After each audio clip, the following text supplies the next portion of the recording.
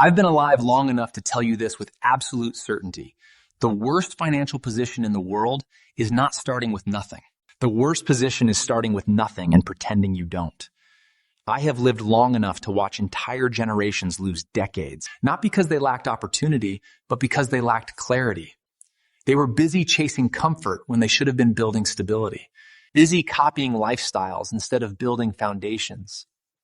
And they kept telling themselves things would somehow work out with life, even as the math quietly said otherwise.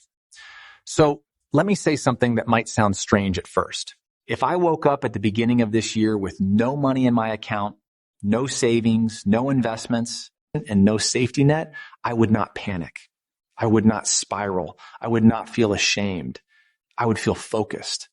Because starting from zero strips away illusions. It removes the noise. It forces honesty. And honesty is where progress begins. Most people don't fail because they're unlucky. They fail because they never stop long enough to face reality. They don't look closely at where their money goes. They don't look closely at how they spend their time. They don't look closely at the habits that quietly drain both. They just drift. And drifting feels harmless until years pass and nothing changes. When you have nothing, you gain something most people never experience. Freedom from pretending. No lifestyle to defend. No image to maintain. No expensive habits you're afraid to lose. You are not protecting comfort. You are building capacity. And that is an enormous advantage. The first thing I would do is not something glamorous. I would not chase opportunity. I wouldn't think about investing. I wouldn't talk about passive income. I would do something far more important. I would stop the bleeding. I would write everything down. Every peso, every dollar, every subscription, every convenience I've justified. Not to punish myself, but to see clearly. Because clarity is power. And then I would cut deeply, not gently, deeply. Anything that isn't essential for survival or income production would go. Not forever, just long enough to regain control. People love to say they deserve small pleasures, even when they're struggling. But deserving comfort and earning comfort are two different things. Comfort is not a human right. Stability is. And stability is built through discipline, not indulgence. I would live simpler than I thought possible. Not because I enjoy suffering, but because I respect momentum. Every unit of money not spent becomes a unit of control. Control over time, control over choices, control over the future. And control is the real currency of wealth. Once the bleeding stopped, I wouldn't wait to feel ready.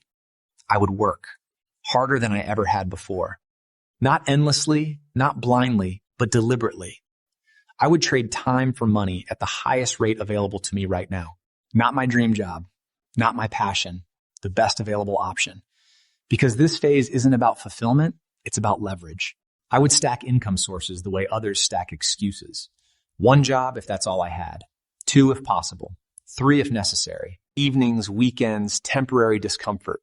Not because it's noble, but because it's effective. People underestimate what a few months of focused effort can change because they are used to half effort stretched over years. I wouldn't complain about exhaustion. Exhaustion passes.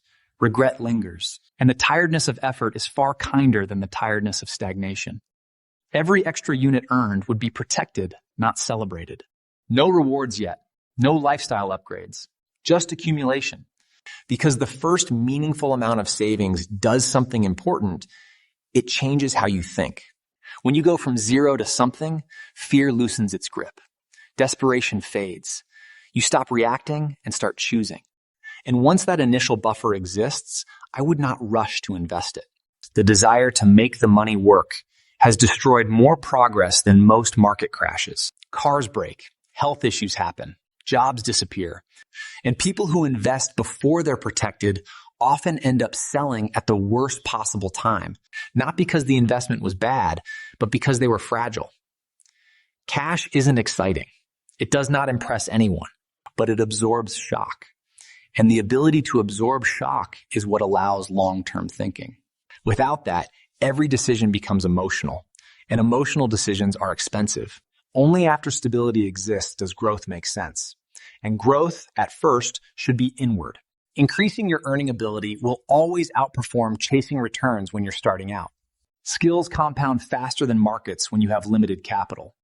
Tools pay dividends before stocks do. Knowledge creates optionality.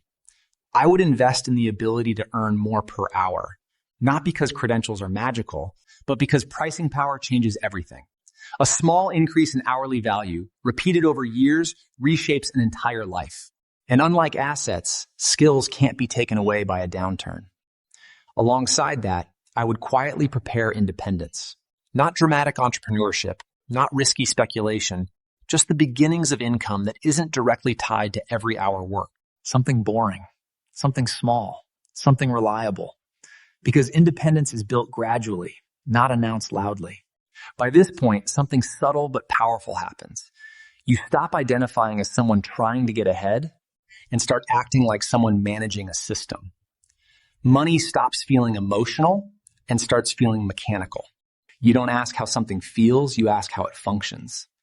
The final challenge isn't earning, it's restraint, especially when progress becomes visible, especially when others expect you to spend, especially during moments designed to pull money out of your hands and into short-lived pleasure. This is where many people undo months of discipline in a few emotional decisions.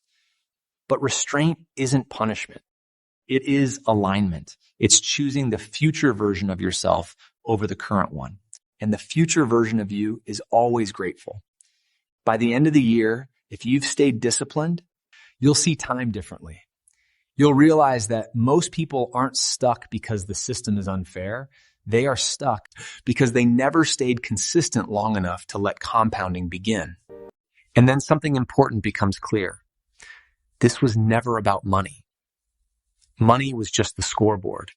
The real change was learning how to think clearly under pressure, how to delay gratification without resentment, how to act when no one is watching, and how to build instead of consume. The next year becomes easier. Not because life suddenly cooperates, but because you're no longer fragile. You have margin. You have options. You have confidence grounded in evidence, not hope. Starting from zero does not disqualify you. It simplifies the equation. It removes excuses. It forces focus. And if you commit fully, not emotionally, but structurally, 1 year is enough to change the trajectory of an entire life. Most people won't do this, not because it's impossible, but because it's uncomfortable. But discomfort is temporary. Direction is permanent. And if you start now, fully, honestly, without shortcuts or fantasies, a year from today, you won't recognize the person you used to be, not because you got lucky, but because you finally acted with intention. That's how it's done.